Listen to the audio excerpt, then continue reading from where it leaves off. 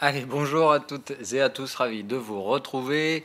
Petit coup d'œil rapide au calendrier éco. Je vois qu'on a des bonnes statistiques pour le NZD. Alors, on va regarder la UDNZD, mais je pense que dans tous les cas, ça partira dans le bon sens.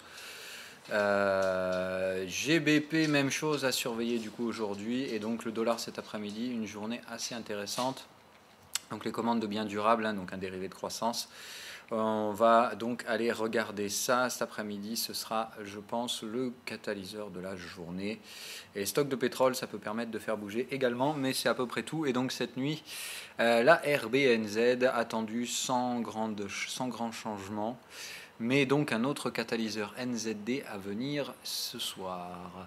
Donc c'est big journée sur la UDNZD. Donc gros truc du jour. Donc à regarder de priorité NZD, GBP. Et cet après-midi, les indices pourront probablement bouger. J'espère casser des supports. Allez. Bitcoin. Ça bouge pas, c'est donc plus ou moins ce qui était dans le cadre attendu. Donc un petit pullback, pas de grande surprise pour l'instant. Moi, ne sachant pas trop ce qui se passe ici, hein, comme il n'y a vraiment pas de signaux très importants, vous voyez ici, on tente d'installer une tendance haussière, ça passe pas. On tente d'installer une tendance baissière, ça passe pas. Théoriquement, moi là, je passe en mode trading neuneux, c'est-à-dire que effectivement, tout ce qui se passe là-dedans, c'est la dumb zone. Ça m'intéresse pas. Ce que je vois pour l'instant, c'est qu'on vient chercher la zone bleue. Si elle est traversée, c'est clairement invalidation pour ma part. Là, par contre, j'aurais le sentiment qu'on a bien une tendance baissière. Je ne prendrai de vente, bien entendu, que sous confirmation, c'est-à-dire en cassure ici. Mais il va de soi que si on passe là, il n'y a plus d'intérêt acheteur, quel qu'il soit. On n'est même pas allé à la moitié de la dumb zone. Donc voilà, normalement, si on est en range, on doit la traverser, venir chercher la zone rouge. Donc encore une fois, pour moi, tant qu'on ne vient pas chercher au moins 6005, c'est qu'il n'y a pas de neutralisation de la tendance baissière. Et dans ce cas-là, le risque, c'est de s'être positionné à l'achat dans une tendance baissière qui cassera le support. Donc dans ce cas-là, il va de soi qu'il ne faut pas rester en place. Maintenant, je constate qu'on commence à avoir quand même des signaux positifs sur le momentum. J'attends que les prix se mettent enfin à faire la même chose. Alors bon, là, je devrais peut-être pas la mettre en noir, la dumb zone. Mais voilà, ce que j'aimerais voir, c'est maintenant construire un momentum à l'achat avec cette contre-indication qu'on a ici. Et donc faire des creux et sommets ascendants, qu'on ait au moins un momentum haussier. De toute façon, là, je pense que Sinewave va pas tarder quand même à déclarer un cycle bullish. Donc voilà, je dirais un petit peu de patience. Il n'y a pas de support de prix ici, donc juste un support de retracement. On peut très bien aller un tout petit peu plus bas. Voilà, je pense, je dirais une petite touchette peut-être à 5009 envisageable. Pour l'instant. De toute façon, on voit que le momentum reste orienté à la baisse, donc tout semble possible à ce point de vue-là. Maintenant, bon, ça ferait deux vagues de consolidation, une première là, tentative, une deuxième, et puis ensuite on pourrait donc repartir. Voilà ce que je vois à peu près pour le Bitcoin en termes de probabilité, et surtout ce que j'aimerais voir sur les prix. Alors hop, du coup derrière peut-être un pullback un petit peu moins, voilà, un petit pullback que par là pourrait suffire. Dans ce cas-là, ça nous ferait vague 1, 2, 3, 4 et on ferait donc la 5 derrière, affranchissement de résistance. Donc une 5 étendue, hein. Quand on est en 5 étendue, ça veut dire que là c'est la vague 5 qui franchit les résistances.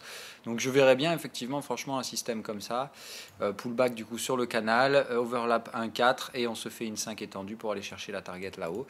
Ça me paraît être un schéma totalement viable. Derrière, on ferait probablement une vague B, hein, une grosse vague B bien profonde, puis une vague C, et puis après terminé. Et ici, on pourrait reprendre la tendance baissière, par exemple. Ça nous ferait 1, 2, 3, 4, 5 vague A, d'accord. Derrière, s'en suivrait donc une vague B correctrice en 2 vagues, puis une nouvelle ascension en 5 derrière, par exemple. Ok. Donc moi, je reste pour le moment toujours dans ce scénario parce qu'il n'y a pas d'invalidation, mais je vous rappelle que, encore une fois, c'est contre-tendance, c'est pas le scénario du siècle. Si celui-là il devait échouer, je ne serais pas à la rue. C'est même chose pour les autres, hein, Ethereum, IOTA, tout le monde se suit. On attend juste, donc je vous dis, de savoir quelle est la destinée de ce support, cédera pas. Pour l'instant, moi je n'ai pas la boule de cristal, je vois quand même des signaux contrastés. Donc comme je vous dis, ayant des signaux contrastés, je préfère me positionner sur du range. C'est-à-dire que je m'attends à ce que ce qu'on a fait à la baisse là, on le fasse à la hausse très prochainement, pour tout simplement reprendre à contre-pied tous ceux qui auraient fait. En fait, vous voyez, c'est vraiment le même schéma. Ici, on tente l'impulsion baissière, on a le contrecarré haussier. La grosse impulsion baissière, je pense qu'on va avoir la même à la hausse, qui viendra probablement chercher la même zone que précédemment. C'est mon sentiment, c'est parce que comme d'hab, moi je suis un trader, donc je vous dis ce que je fais, je ne suis pas simplement un analyste qui va vous dire il peut se passer ci, il peut se passer ça. Alors il peut se passer toujours beaucoup de choses, je fais quand même ce jeu-là de l'analysme, entre guillemets, mais voilà, moi je vous donne mon biais de trading, il est très clair, c'est ici moi que je vise les prix pour l'instant. Le trade ne sera vraiment garanti et hors risque qu'une fois qu'on aura touché cette résistance. Ici je risquerai pratiquement plus rien, hein, voilà, mais il y aura toujours un risque. Ici en pullback, dans ce cas-là, il y aura éventuellement petit renfort, mais j'ai déjà pris ce renfort, hein, parce que moi j'ai déjà renforcé là. Donc il n'y a plus de renfort à faire pour moi, juste ici passer stop break-even et attendre la target ou se faire dégamer le stop. Je n'ai plus d'autre choix vu que mes cartouches spéculatives sont déjà tirées. Qu'est-ce que j'ai d'autre à noter aujourd'hui? Allez, on passe aux indices et compagnie. Alors non, on va faire le FX en premier. Donc la UDNZD, et ben voilà, positif, ça me surprend pas. Ça, c'est tout bon. Alors par contre, le TP, je suis moins fan. Je suis même beaucoup moins fan pour être honnête. Alors on n'a pas du tout respecté la structure attendue. De toute façon, c'est pas grave, hein, tant qu'on est sur des structures ascendantes dans la UDNZD, ça me va. Ou alors on l'a faite, mais en mode rapidos là peut-être. Ouais, alors attendez, il faudrait que j'aille voir dans le sous-décompte quand même. Ouais, ça fait un peu rapide, mais c'est pas inenvisageable de considérer que la structure s'est terminée ici. C'est... Je saurais trop vous dire. Bon, enfin... Ça me paraît un peu branlant comme structure, mais... Bon, pourquoi pas. Pourquoi pas. Bon, de toute façon, on voit bien ici une structure de consolidation terminée. Je pense qu'on a bien trouvé notre bottom de vague 2 et qu'on est donc d'ores et déjà en train de repartir gentiment. Alors, on peut dire à la limite qu'on a fait la vague 2 là et qu'on est déjà en train de faire une vague 3 étendue avec une vague 1, 2. Donc, on sera au sein d'une 3, de 3, de 3. Pourquoi pas. Enfin, quoi qu'il en soit, moi, je vous l'ai dit, à UDNZD, il n'y a plus trop de raisons de s'inquiéter, je pense. Si on se met en 2 heures, on est franchement bien orienté. Ça prend quand même une bonne tournure ce truc là, donc moi je vais faire comme ça pour l'instant et on va donc essayer de viser pour l'instant. Moi je vais rester haussier point barre, voilà, je ne vais pas chercher encore à viser quoi que ce soit, mais on doit casser des résistances, donc de toute façon tant qu'on n'a pas franchi ce niveau là, je ne vois pas de raison de se poser trop de questions. GBP, est-ce que ça va enfin décoller ce truc là? Eh ben ça n'a pas trop l'air de vouloir. Alors moi j'ai repayé hier, hein, avec un stop sous ce bottom là. Bon, on va voir si ça me répète le truc ou pas. On va voir. Bon, j'ai pris mon petit renfort, mais je pense que dans ce cas là on a terminé une conso tranquille, ABC, hein, tout ce qu'il y a de plus standard. Voilà, on est prêt à partir sur la vague 3. Donc là normalement franchissement de résistance et on devrait venir se positionner là, voire légèrement au-dessus. Donc je dirais voilà, pourquoi pas ici une vague 3 à terminer par là, ou carrément objectif ces résistances là, hein, mais une sous-vague 3, hein, d'accord, c'est-à-dire que là vous imaginez bien le décompte, en fait sous décompte de ces vagues là ça fait 1, 2, 3, 4, 5 par exemple. Ouais, en termes de schéma de vagues, moi c'est un peu un truc à peu près comme ça que je verrai pour terminer la une. Donc ici encaissement, pardon, ici des encaissements, et puis derrière probablement un gros pullback. Vague 2 hein, égale généralement des pullbacks assez profonds, donc je m'attends à ce que ce support soit retesté. Donc ici je prendrai des prises de profit de l'ordre de 75%, hein, voilà, j'encaisse une grosse partie de la position parce qu'on va revenir sur mes prix d'entrée derrière. Donc voilà, je garde 25% au cas où, hein, parce qu'on ne sait jamais, comme je vous dis, rappelez-vous, théorie du chaos, on ne maîtrise jamais. C'est pas parce que je pense qu'on va avoir un pullback qu'il y aura ce pullback, et comme je me suis positionné et que j'ai pris du risque, sortir la position ici ce serait stupide. Voilà, bref, parenthèse refermée. Donc je m'attends à ce qu'on vienne là, voir carrément, je vous dis ici, chercher un retracement. Alors qu'est-ce que c'est que ce retracement? Parce que là, c'est un peu le foutoir. Ok, celui-là est bon. Donc c'est 23%, mais il va falloir le mettre au bottom quand même. Voilà, alors... Du coup, bah là, je pense qu'on pourrait viser une target 1 à 38. Ça me paraît quand même plus... pour l'intérêt cluster technique. Donc, je pense qu'on va pouvoir revisiter un petit peu plus haut, du coup. Et là, bah ouais, alors dans ce cas-là, ici, ça me paraît pas mal. Comme target pour la vague 3. Franchir cette petite résistance-là, mais pas nécessairement la grosse ici. Enfin, on verra. Bon, dans tous les cas, je pense que target 1, ça devrait quand même nous tirer assez haut sur ce type de schéma-là. Donc à viser un 38% de retracement dans une première vague, par exemple, et puis ensuite on verra si on peut grappiller plus que ça ou non. L'euro-yen, bon bah ça chute, il n'y a pas trop de soucis. Enfin on va s'y remettre, voilà. Donc je pense qu'on a validé le sommet de la 2. Alors la structure est vraiment assez étrange, je vous le cache pas, je comprends pas trop cette remontée de l'autre jour là. Bon voilà, ça se corrige aujourd'hui, donc il n'y a pas de souci. Je pense qu'on part donc dans une sous 2. Donc à voir, hein, pour l'instant la structure vraiment me paraît très très étrange. Je sais pas. Enfin bon, moi tout ce qui m'intéresse, c'est qu'on continue vers les supports. Je vais donc mettre à jour les Fibo. Là, je pense que on peut viser. Alors, je vais chercher dans l'historique. Hop. Non, on ne voudra pas. Si j'ai un niveau qui correspond à quelque chose au niveau du 127, que dalle. 161. Ouais, ça pourrait être possible dans ce cas-là d'avoir un schéma 3 étendu. On irait donc ici. Ouais, je sais pas. C'est pas facile à dire. Dans ce cas-là, ça nous ferait effectivement un truc comme ça pour terminer les vagues. Ça me paraîtrait pas non plus complètement débile. Hein, voilà, un truc comme ça. On vient là, on casse ce support-là avec la vague 3, hein, dans ce cas-là. Et la 5 vient terminer et après on repasse acheteur de ce marché par exemple. Bon voilà, après c'est vraiment hautement spéculatif, quoi qu'il en soit pour l'instant. Tant que ça reste là-dedans, dans ce schéma-là, il n'y a pas de raison normalement de surspéculer sur quoi que ce soit. Ouais, bon, ça sous-entendrait peut-être tenue du support ici. Moi ça me paraît vraiment fébrile, je pense qu'ici on va tout démonter. Juste pour faire chier le monde. Donc on verra. Bon, allez, je reste baissier quoi qu'il arrive là-dessus, il n'y a pas de souci. Donc côté FX, ça se passe bien, il n'y a pas de problème. Les scénarios en cours se déroulent. Donc à surveiller ce soir, la RBNZ. Côté action, je regarde rapidement. Donc Netflix, je les ai pris à short hier soir avant la clôture, voyant qu'on n'avait pas réussi à reprendre le gap. Donc on revient tester l'Iceland Reversal. Je vous rappelle, c'est une structure très moche, l'Iceland Reversal. C'est-à-dire gap haussier, les prix se maintiennent, gap baissier en extraction de la zone de prix. Ça, c'est une grosse big résistance. Alors pourquoi je prends ce trade? J'ai pas une conviction de dingo, je préfère être franc avec vous. C'est pour ça que je voulais pas partager, parce que je pense que celui-là, il va se faire stopper. Mais je le prends tout simplement parce qu'on est en respect de la stratégie. C'est-à-dire que moi, je suis rentré là à la clôture et que tout simplement, en fait, comme je place mon stop, putain, je vais y arriver. Comme je place mon stop dans l'Iceland Reversal, c'est-à-dire je ne le place même pas au-dessus, hein. Normalement, l'Iceland Reversal, il n'y a pas de pullback sur ce truc-là. Hein. Donc moi, c'est-à-dire si on réaccède au volume de l'Iceland Reversal, c'est invalidation. Donc ça me fait 3,80 de stop, et je vous ai dit, je vise un 35% de baisse. Donc 35 et peut-être plus si affinité, mais voilà, je vise quand même un 35, et ici, je pense que je commencerai à encaisser des gains, voire peut-être viser ça dans le crack, mais bon... Et encore une fois, ce serait que nous ramener, enfin c'est ouf, tomber là, ça serait nous ramener, tomber en ma target max, ce serait nous ramener au prix d'ouverture de janvier 2018. Complètement taré. Bref, enfin voilà, ça veut dire moins 40% sur la valeur, ça nous ramènerait juste au prix d'ouverture de cette année, quoi. Il ne s'est pas passé des choses cataclysmiques, enfin il ne s'est pas passé des trucs fous chez Netflix qui justifient ça, hein. Il s'est juste passé qu'il y a une bonne grosse bulle spéculative.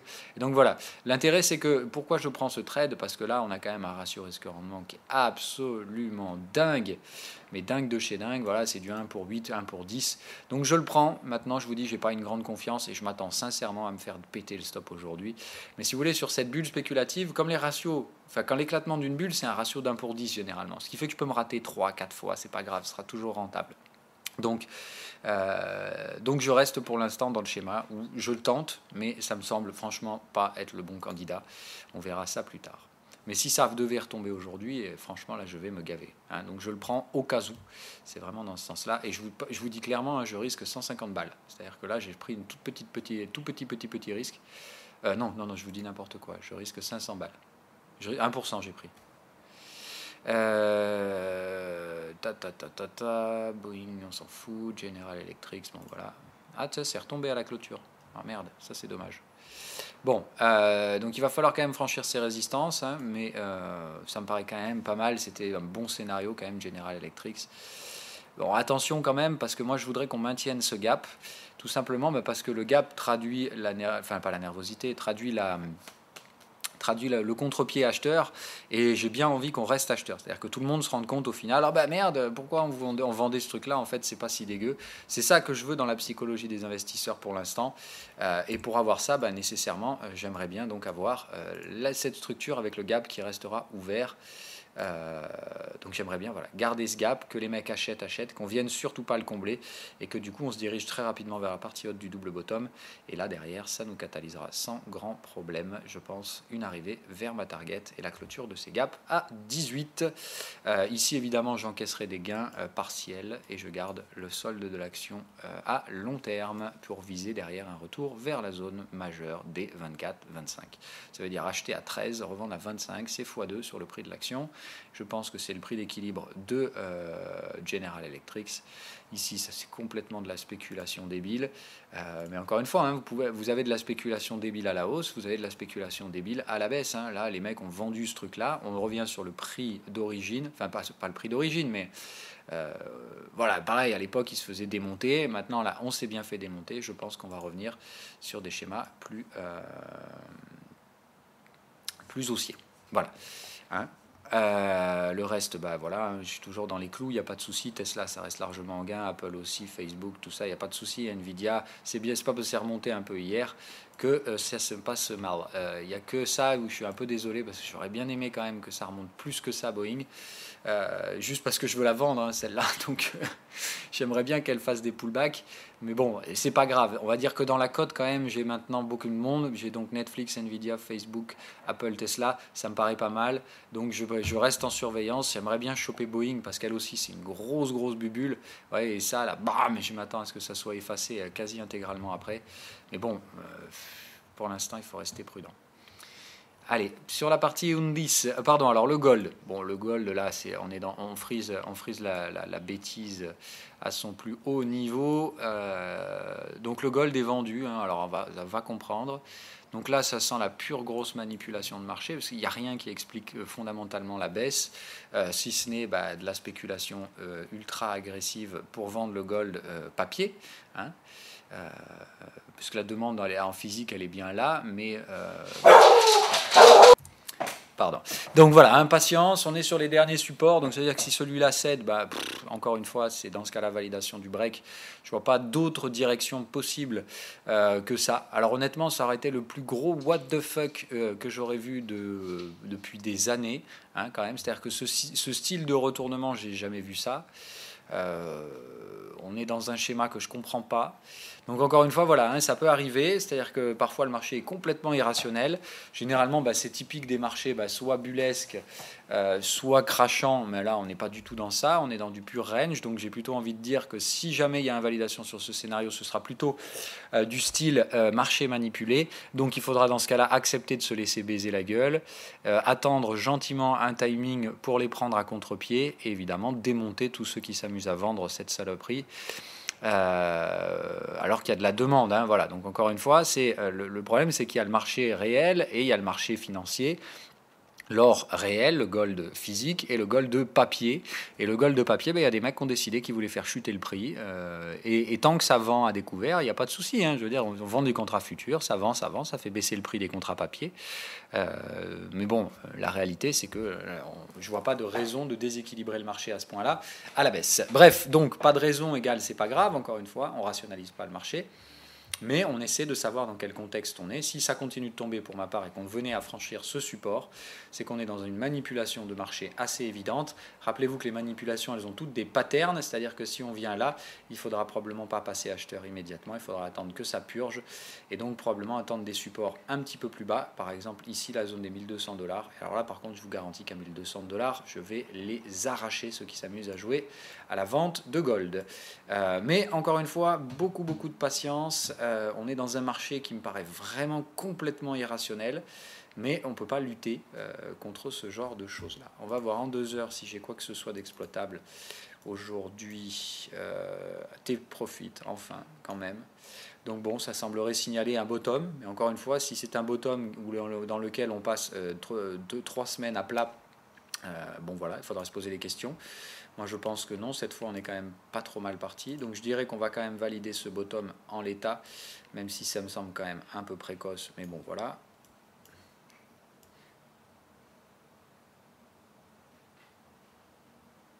Hop, donc de toute façon, vous voyez bien, pour moi, les manipulations sont assez évidentes sur le gold. Alors là, déjà, je ne comprends pas vraiment pourquoi on a cassé. Donc je dirais première phase de la manipulation ici. Là, boum, effectivement, grosse phase de reprise baissière. Là, ici, vous voyez bien que ça a déclenché un bon paquet de stop. Donc ceux qui ont vendu agressivement là, enfin, je pense qu'il y a eu gros blocage ici, gros blocage là et gros blocage là, c'est-à-dire 3 points de manipulation du prix. Généralement, c'est le maxi. C'est-à-dire qu'on va jamais, le marché est rarement manipulé plus de 3 fois de suite, puisque comme je vous dis, c'est des manipulations qui sont paraboliques. Ça coûte de plus en plus cher derrière de jouer à ce jeu dangereux. Donc on va voir s'il y a une nouvelle mise en place de ce schéma-là. Et dans ce cas-là, ça n'aura pas été manipulé, ça oui et ça oui. Ça, à la limite, c'était pas anormal qu'on ait le pullback dans le range. Ce qui est anormal, c'est qu'on soit sorti du range par le bas, alors qu'il y a des aspirations haussières pour le gold. Ça, c'est pas vraiment normal. Mais ça non plus. Mais donc, encore une fois, ça pourrait dire peut-être une dernière manipulation qui pourrait permettre cette fois de passer sous le support. C'est-à-dire, vous voyez, on latéralise, impossible encore une fois de faire partir le gold. Et bam, ici, on vient racler les stops une dernière fois. 3 manipulations de suite. Derrière, ce sera game over. Hein. Donc en plus là on voit le schéma, c'est-à-dire la première fois ça y va tout doux, la deuxième ça y va bien fort, on pourrait avoir une dernière qui irait vraiment vraiment violent et qui nous amènerait donc vers la zone des 1212. Par contre derrière je maintiens la target à 1400, ça veut dire qu'à 1200 je rachèterai avec beaucoup plus, enfin beaucoup avec le même levier mais beaucoup plus d'espérance de gain. Donc un ratio risk-reward beaucoup plus intéressant. Donc encore une fois, c'est pas grave, si on a affaire à un marché manipulé, il faut le considérer comme tel et le trader comme tel. Et je vous rappelle qu'un marché manipulé, c'est un contexte particulier. Hop. C'est un contexte particulier sur lequel il ne faut pas lutter, même si ça vous semble complètement irrationnel, anormal, que c'est pas bien, on ne peut pas manipuler les marchés. Les marchés, on s'en fout, ils font ce qu'ils veulent. Voilà. Donc, pour la partie gold, voilà ce que j'avais à vous dire. Pour la partie maintenant taux, alors ça aussi c'est complètement aberrant, mais c'est pas grave, un jour aussi ça va se payer très cher ces conneries-là. Donc patience, hein, voilà, pour le moment ça travaille, mais je m'attends évidemment à une forte réappréciation des taux. Mais sans que les actions remontent, hein, qu'on soit bien d'accord. Ça, c'est justement parce qu'on va se rapprocher gentiment de l'échéance où le QE va va se projeter vers la sortie du QE. Je vous rappelle que les expirations trimestrielles, celle-là, elle est en septembre, donc elle est juste avant l'abaissement des rachats de la BCE. Qu'on a une situation quand même très inquiétante en Allemagne. Ça fait plusieurs mois maintenant, on ne parle plus en semaines, ça fait plusieurs mois qu'on a des chiffres macro très inquiétants sur l'Allemagne. C'est des taux à 0,33 sur un Bund, ce n'est absolument pas normal ni rationnel. Donc là aussi, on est dans un marché un peu déstructuré. Celui qui cause ça, évidemment, c'est la BCE. Là, on connaît le manipulateur. Maintenant, attention, je m'attends à ce qu'on normalise tout ça assez rapidement à horizon des prochains mois. Donc, comme d'hab, moi, je suis un scénario.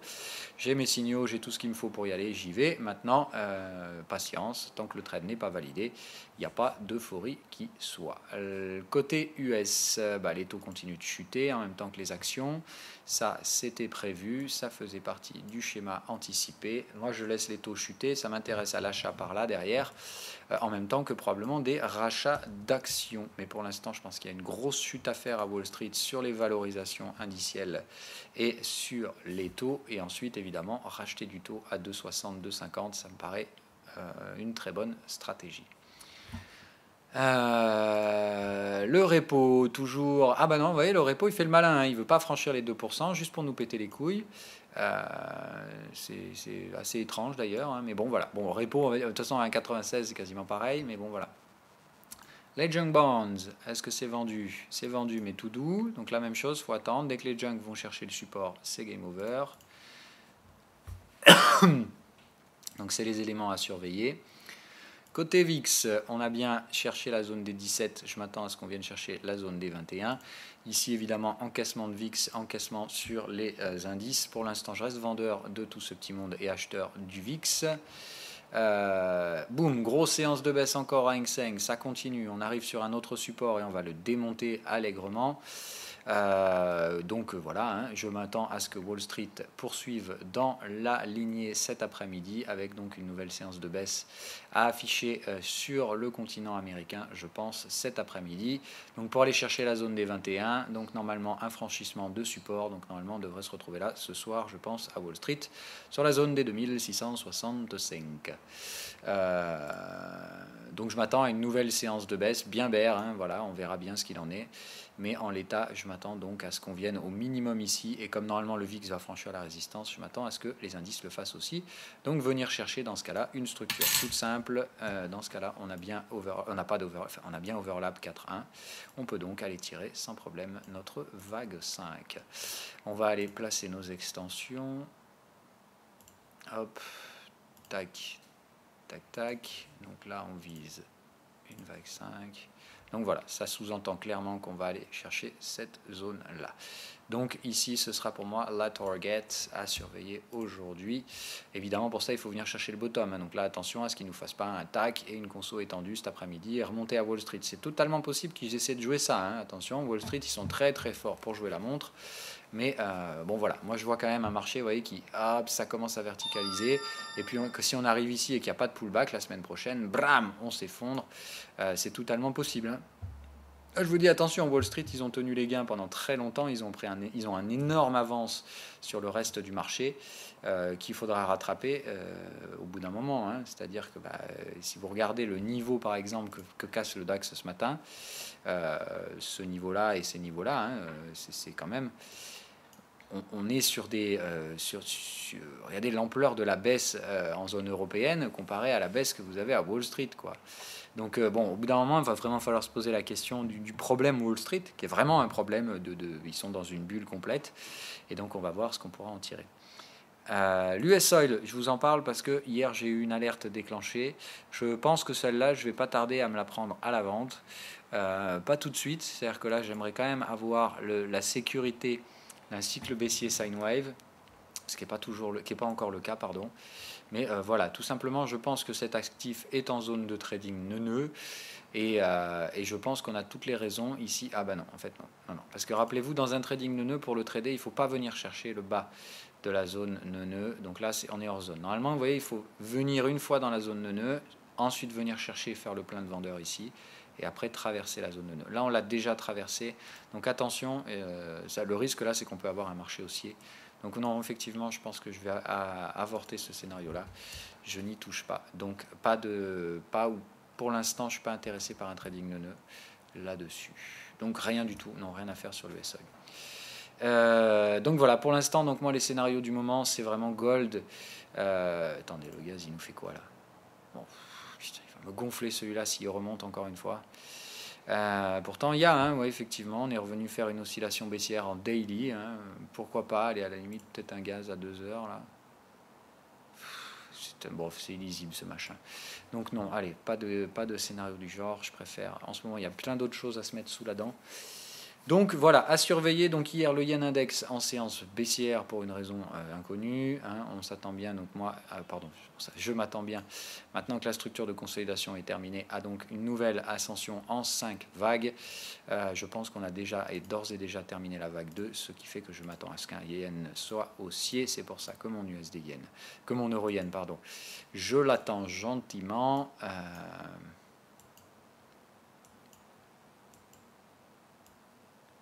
Alors c'est vrai que le yen, il a tendance à nous faire des 3 étendus, donc on va plutôt se la jouer comme ça.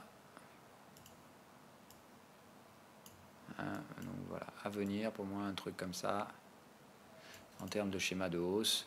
D'accord, on prenait ce genre de vague-là et vous l'étendez un petit peu plus verticale et plus directionnelle, puisque ce sera donc la vague finale, la vague que tout le monde va voir et que tout le monde va payer.